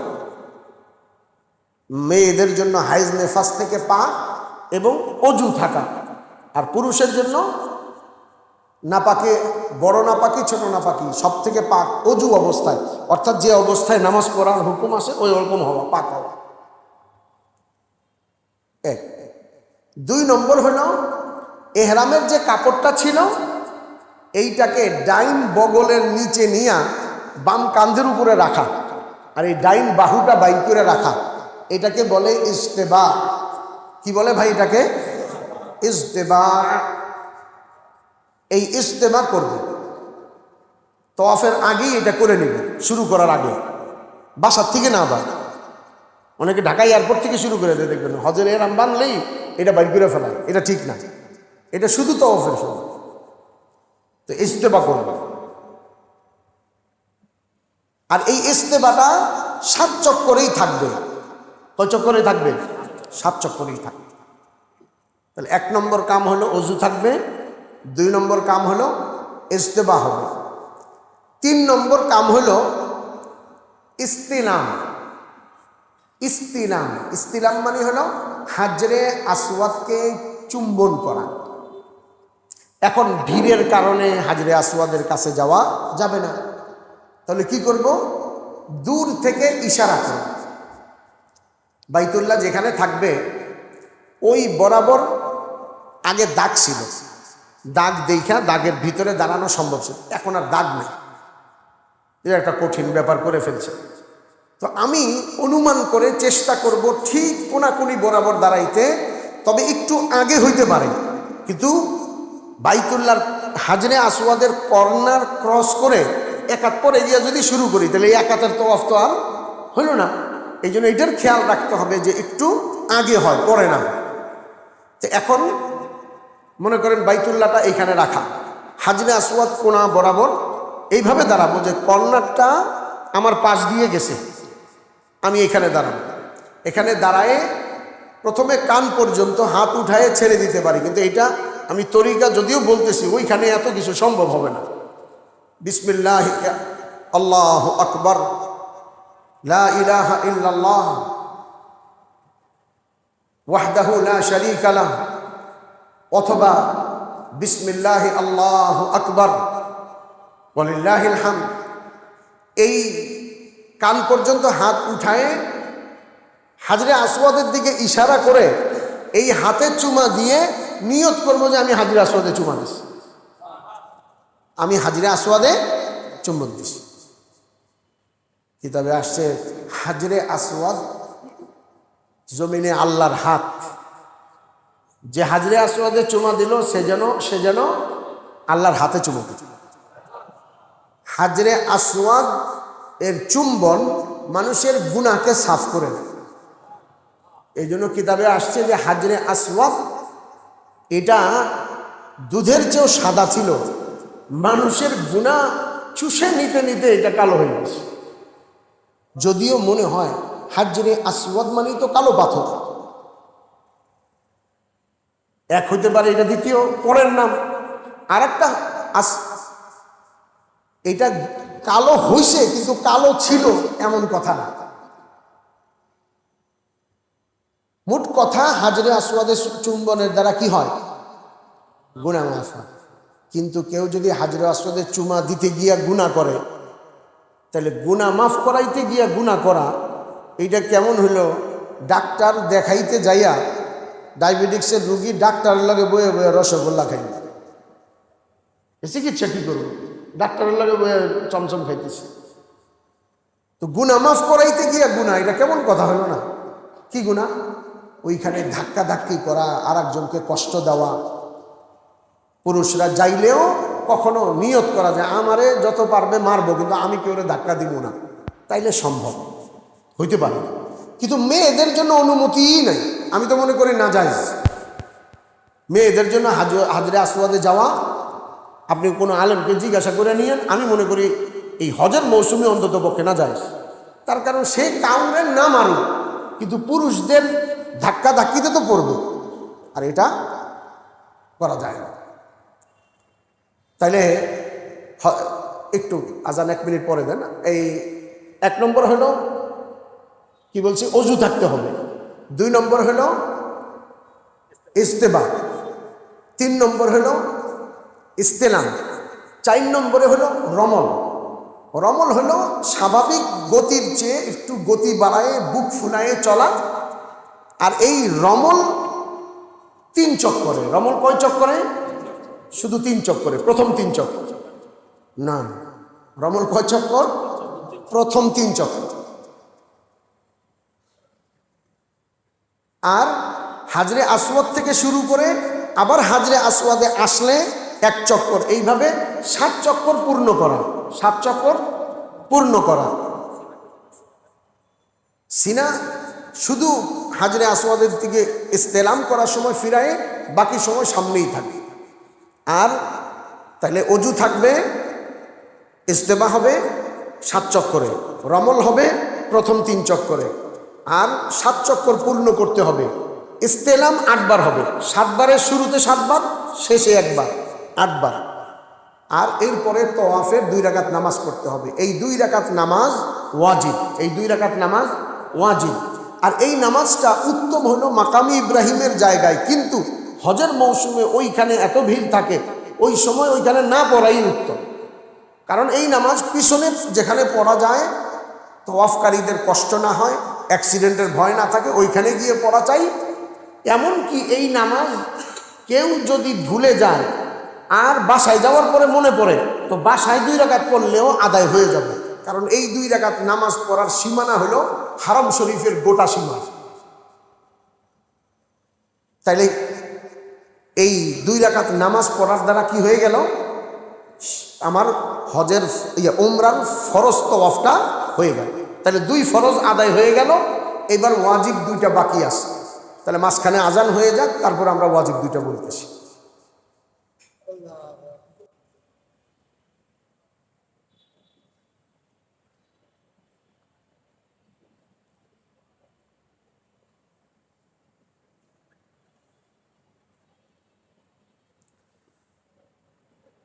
উমরার ফরজ 2টা হয়েছে, এবার ওয়াজিব 2টা বলতেছি। ফরজ আর ওয়াজিবের মাঝখানে কিছু সুন্নত মুস্তাহাব আদব আছে, যেগুলি এসেনশিয়াল না, মানে না করলে যে উমরা নষ্ট হয়ে যাবে এমন না, কিন্তু যত গুড় তত মিষ্টি, যত সুন্নত আদবের সাথে করা হবে নেকি তত বেশি, উমরা তত সুন্দর হবে। তো তার মধ্যে একটা হলো, তওয়াফ করার সময়, রমল করতে গিয়ে তওয়াফ করার সময় একটা গাম্ভীর্যতা, বাইতুল্লাহর আজমতকে বাকি রাখা। মানে এইগুলা কিন্তু আমি বলতেছি, মানে যেটা করলে ভালো, মানে ফরজ ওয়াজিবের বাইরে। রমল করা সুন্নত, এটা ওয়াজিবের আদায়ের জন্য সহায়ক, কিন্তু রমল না করলে তওয়াফ হয়ে যাবে। বরং ভিড়ের মধ্যে রমল না করলে কোনো অসুবিধা নেই, কারণ করতে পারবেন না, উল্টা আরও করতে গেলে কেউ বাড়ি খাইতে পারে, কষ্ট হইতে পারে। যেখানে খালি পাওয়া যায় ওইখানে রমল করব। মেয়েরা তো রমল করবেই না, মেয়েদের জন্য না। তো তেমনি একটা সুন্নত হইল যে তওয়াফ হয়ে যাওয়ার পরে 2 রাকাত নামাজ পড়ার পরে জমজমের পানি পান করা এবং পেট ভরে পান করা। জমজমের পানি পেট ভরে খাওয়া। কিতাবে আসছে যে মুনাফিকরা অল্প খায়, মুমিনরা বেশি করে খায়, পেট ভরে খায়। জমজমের পানির মধ্যে আল্লাহ তাআলা রোগ মুক্তি রাখছেন। এই জন্য আল্লাহর রাসূল দোয়া শিখাইছেন যে জমজমের পানি পান করার সময় যে দোয়া, সে দোয়াটা কি? আল্লাহুম্মা ইন্না নাসআলুকা ইলমান নাফিআ ওয়া রিজকান ওয়াসিআ ওয়া শিফাআম মিন কুল্লি দা। আল্লাহ, আপনি আমাকে উপকারী এলেম দান করেন, আর প্রশস্ত রিজিক দান করেন, আর আমাকে সব ধরনের রোগ থেকে মুক্তি দান করেন। বুজুর্গদের অনেক ঘটনা আছে, অনেক আল্লাহওয়ালা। এরকম এক বুজুর্গ যে বাইতুল্লাহতে 21 দিন পর্যন্ত শুধু জমজমের পানি খেয়েছিলেন। 21 দিন। যে জমজমের পানির মধ্যে আল্লাহ তাআলা মানুষের মানে পিপাসা দূর করার সাথে সাথে মানে নিউট্রিশন এরকম রাখছেন যে সে খাবারের কাজও করে। জমজমের পানি পেট ভরে পান করব, একটু মাথায় দিব, মুখে দিব, সিনায় লাগাবো। এখন ওয়াজিব 2টা। 1 নম্বর হলো সাফা মারওয়ার সাই। তো প্রথমে সাফায় যাবে। সাফাতে যেখান থেকে একটু উঁচু শুরু হয়েছে ওইখান থেকেই দুরুস্ত আছে, তবে উত্তম হলো এতটা উঁচুতে যাওয়া যে ওইখান থেকে যাতে বাইতুল্লাহ দেখা যায়। হয়তো আমি দেখতেছি কিংবা দেয়ালের কারণে ওয়ালের কারণে দেখতেছি না, কিন্তু ওই বরাবর বাইতুল্লাহর দিকে মুখ করে দাঁড়ায় দোয়া করি। এটা দোয়া কবুলের জায়গা। মক্কা মুকাররমা যত দোয়া কবুলের জায়গা আছে, মাতাফ দোয়া কবুলের জায়গা, হাতিম তওয়াফ করার সময় যে একটা ওয়াল থাকে বাইতুল্লাহর পাশে ছোট্ট গোল, যেই জায়গাটা হাতিম বলে, এটাও বাইতুল্লাহরই একটা অংশ। এই হাতিম দোয়া কবুলের জায়গা, মুলতাজাম দোয়া কবুলের জায়গা, মাকাম ইব্রাহিম দোয়া কবুলের জায়গা। তেমনি সাফা ও মারওয়া দুইটাই দোয়া কবুলের জায়গা। তো সাফায় উঠে দোয়া করি আর লা ইলাহা ইল্লাল্লাহু ওয়াহদাহু লা শারীকা লাহু লাহুল মুলকু ওয়া লাহুল হামদু ওয়া হুয়া আলা কুল্লি শাইইন কাদির। যদি এটা পড়তে পারি এটা পড়ে নেই। এরপরে ডান পাশ দিয়ে মারওয়ায় যাওয়া শুরু করি। সাফা থেকে মারওয়া, এখানেও খুব দৌড়াদৌড়ি না করে গাম্ভীর্যের সাথে চলি। শুধু যেখানে গ্রিন সিগন্যাল দেওয়া আছে, গ্রিন লাইট আছে, ওই জায়গাটুকু একটু গতি নিয়ে চলব এবং সেখানে ও সাইর অন্যান্য জায়গাতে এই দোয়াটা পড়তে পারি, রব্বিগফির ওয়ারহাম ওয়া তাজাওয়াজ আম্মা তা'লাম ইন্নাকা আনতাল আ'আজ্জুল আকরাম। আল্লাহ, আপনি আমাকে মাফ করে দেন, আমার উপরে রহম করেন, আর আমার ওই সকল গুনাহ যা আপনি জানেন, আমি জানি অথবা ভুলে গেছি, কিন্তু আপনি জানেন, আমার ওই সব গুনাহকে আপনি মাফ করে দেন, কেননা আপনি সম্মানিত, আপনি ইজ্জতওয়ালা। তো এই দোয়াটা পড়ব। মারওয়ায় পৌঁছার পরে এক চক্কর হয়ে যাবে। মারওয়াতেও চাইলে দোয়া করা যায়, ওটাও দোয়া কবুলের জায়গা। প্রত্যেকবার পারলে করলাম, না পারলে অন্তত পক্ষে অল্প দোয়া করলাম। না হয় মারওয়াতে ঘুরতে ঘুরতে দোয়া করতে করতে গেলাম, আবার সাফায় আসলাম, আবার মারওয়ায় গেলাম। এইভাবে সাফা থেকে শুরু হবে, মারওয়ায় গিয়ে 7 চক্কর শেষ হবে। তওয়াফে আর সাইতে কয়েকটা পার্থক্য। তওয়াফের মধ্যে হাজরে আসওয়াদ থেকে শুরু হয়ে আবার হাজরে আসওয়াদে আসলে কয় চক্কর? 1 চক্কর। আর সাইতে সাফা থেকে ঘুরে আবার সাফায় আসলে কয় চক্কর? 2 চক্কর। এই একটা পার্থক্য। দ্বিতীয় পার্থক্য, তওয়াফের মধ্যে অজু থাকা জরুরি। সাইর মধ্যে অজু থাকলে ভালো, না থাকলেও ওয়াজিব আদায় হয়ে যাবে।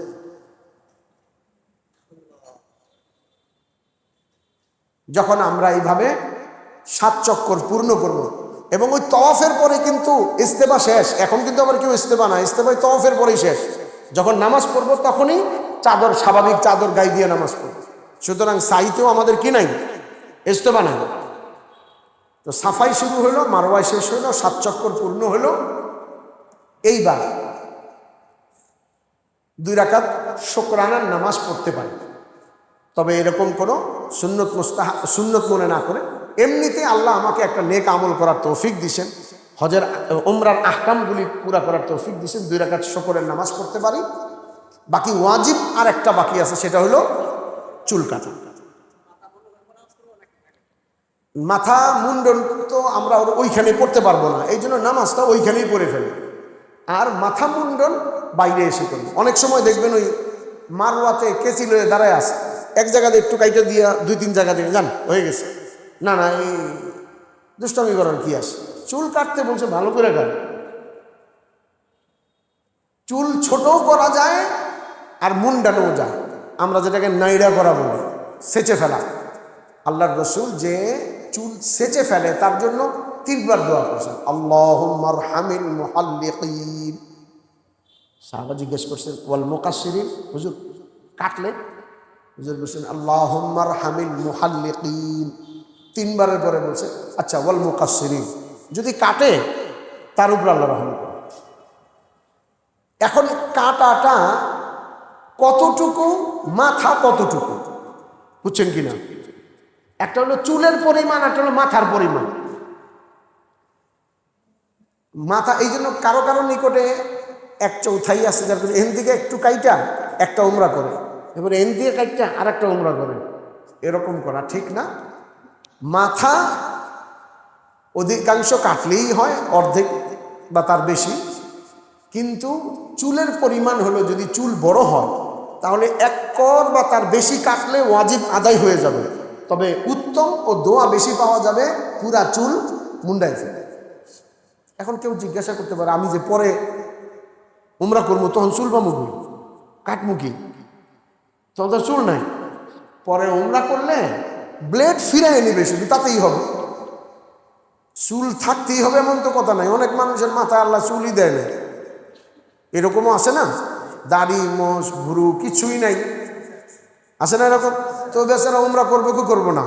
তো উমরা করলে কি করবো? এর ওয়াজিব 3টা, একটা ফরজ 2টার ওয়াজিব একটা। না না না, চুল কাটার ওয়াজিব আছে। হ্যাঁ কাটবো কি, চুলই তো নাই, ব্লেডটা খালি ফিরাই নিই, বাস। এই 4টা কামের দ্বারা ওয়াজিব পুরা হবে, মানে উমরা পুরা হবে। এখন আপনি ফ্লাইট অনুপাতে এখন থেকে হজ পর্যন্ত যাকে আল্লাহ তাআলা যতদিন থাকার সুযোগ দেন, তার জন্য উত্তম হলো যত বেশি বাইতুল্লাহ থেকে উপকৃত হওয়া যায়। এছাড়াও কিছু আমল এরকম আছে, আমরা জানতে চাই যে কি আমল করব, কিভাবে চলবো। তো আমরা আগামীকালকে আপনাদেরকে ইনশাআল্লাহ দিব একটা কাগজের মধ্যে কিছু আমলের রুটিন। যেমন পুরা সফরে রোজা প্রতিদিন কিছু করে কলেমা লা ইলাহা ইল্লাল্লাহর জিকির করলাম, যাতে পুরা সফরে আমার 70,000 বার হয়। হ্যাঁ, চুল নিজেরটা নিজে কাটতে পারবে। আবার আমরা 2 জন সব কাজ করছি, মানে এহরাম তাওয়াফ সাই হয়ে গেছে, এখন আমি ওনারটা কাটতে পারবো, উনি আমারটা কাটতে পারবে। অনেকে মনে করেন যে না, প্রথমে একজন কাটাইতে হবে নাপিত দিয়া, তারপরে, এটা ঠিক না। মাসআলা হলো যে চুল কাটার হুকুমে চলে আসছে, মানে আমার চুল এখন কাটার হুকুমে, সে নিজেরটাও কাটতে পারবে, অন্যেরটাও কাটতে পারবে। কিন্তু আমি সব কাজ পুরা করছি, সাই করে আসছি, উনি এখনো তওয়াফই করে নাই, বাসায় আইসেই পেলাম দেন তো চুলটা কাইটা। উনি আমার চুল কাইটা দিয়ে আমার তো উমরা শেষ করছে, কিন্তু নিজের সর্বনাশ করে রয়েছে, এটা জরিমানা দিতে হবে। তো এই জন্য যেটা বলছিলাম, মাঝখানের সময় কলেমা 70,000 বার আমার পুরা সফরে হয়, কোরআন শরীফ 1 খতম হয়, দৈনিক সালাতুত তাসবিহের নামাজ। কাম তো নাই, আপনার চাকরি নাই, বাসার নাই, বাসার কাম নাই, কিচ্ছু নাই, আল্লাহ সুযোগ দিছেন। উমরি কাজা থাকলে কাজা আদায় করা, কিছু রোজা রাখা। তো এই আমলগুলি কালকে একটা আমরা কাগজ দিব ইনশাআল্লাহ। তো ওই আমলগুলি আমরা পুরা করার চেষ্টা করব। আর হজের কিছু পরিভাষা 5 মিনিট আমরা এইটার উপরে শুনি, মানে শব্দগুলি। কালকে তো আমরা হজের আলোচনা করব ইনশাআল্লাহ। 1 নম্বর হলো এহরাম, এটা তো শুনছেন বুঝছেন। 2 নম্বর এহরামের কাপড়, এটা সাদা হলে ভালো, কিন্তু কেউ যদি কাটা লুঙ্গি আর উপরে একটা চাদর গায়ে দেয় তাও হইতে পারে। সেলাই করা যে কাপড় পরা যাবে না, তবে মনে রাখতে হবে অঙ্গের মাপে বানানো। কিন্তু কেউ যদি নকশি কাঁথা গায়ে দেয়, যেটার মধ্যে সেলাই আছে শুধু তা না, 20 কোটি 72 লাখ সেলাই আছে, তা তো সমস্যা নেই, ওটা অঙ্গের মাপে বানানো না, ওটা গায়ে দিতে পারবে। বেল্ট পরতে পারবে, ঘড়ি হাতে দিতে পারে, চশমা দিতে পারবে, ছোট ব্যাগ যেটা রাখে ওই ব্যাগও রাখতে পারবে। হ্যাঁ হ্যাঁ, ওগুলো তো আরো আছে, যেগুলো বললাম ওইগুলা থেকে বিরত থাকতে হবে। তো যেটা বলছিলাম যে এহরাম, তারপরে হলো ইস্তেবা, এটাও বুঝে ফেলছেন। আচ্ছা, রমল, এটাও বুঝে ফেলছেন, একটু বীরদর্পে চলা। মাকামি ইব্রাহিম, মাকামি ইব্রাহিম হলো বাইতুল্লাহর পাশে একটা পিতলের মধ্যে একটা ক্রিস্টালের ভিতরে একটা পাথর, যে পাথরে দাঁড়িয়ে হযরত ইব্রাহিম আলা নবিয়্যিনা আলাইহিস সালাতু ওয়াস সালাম বাইতুল্লাহ নির্মাণ করছিলেন। বলা হয়, কিতাবে লেখা হয় যে এই পাথরটা লিফটের মতো কাজ করছে। যখন উপরে পাথর রাখতে হয়েছে, লিফট এই পাথর উঁচা হয়েছে, আবার নিচু হয়েছে, সেখানে হযরত ইব্রাহিম আলাইহিস সালামের পায়ের ছাপও আছে। এইটা হলো মাকামে ইব্রাহিম, এর আলোচনা কোরআন শরীফেও আছে। ফিহি আয়াতুম বাইয়িনাত মাকামু ইব্রাহিম। আর কি মুলতাজাম, মুলতাজামরে আঁকড়ে ধরা। বাইতুল্লাহ সব জায়গা দিয়ে আমরা ধরি আবেগের কারণে, কিন্তু আসলে ধরতে যেটা বলা হয়েছে সে জায়গাটা হলো হাজরে আসওয়াদ আর দরজার মাঝখানে যে জায়গাটা, এইটা হলো মুলতাজাম। এই জায়গায় বলছে আঁকড়ায় ধরতে, গাল লাগাইতে, কপাল লাগাইতে, গুনাহ মাফের জায়গা। বাকি জায়গাগুলিতে মানে আঁকড়ে ধরার হুকুম নাই, বাকি আবেগ ইমোশনের জন্য ধরার অনুমতিও আছে। এই যে অল্প জায়গা, এইটা হলো মুলতাজাম। আর বাইতুল্লাহর চৌকাঠ। আচ্ছা, আর একটাকে বলে মিজাবে রাহমাত। মিজাবে রাহমাত, মিজাব মানে হলো পর্নালা।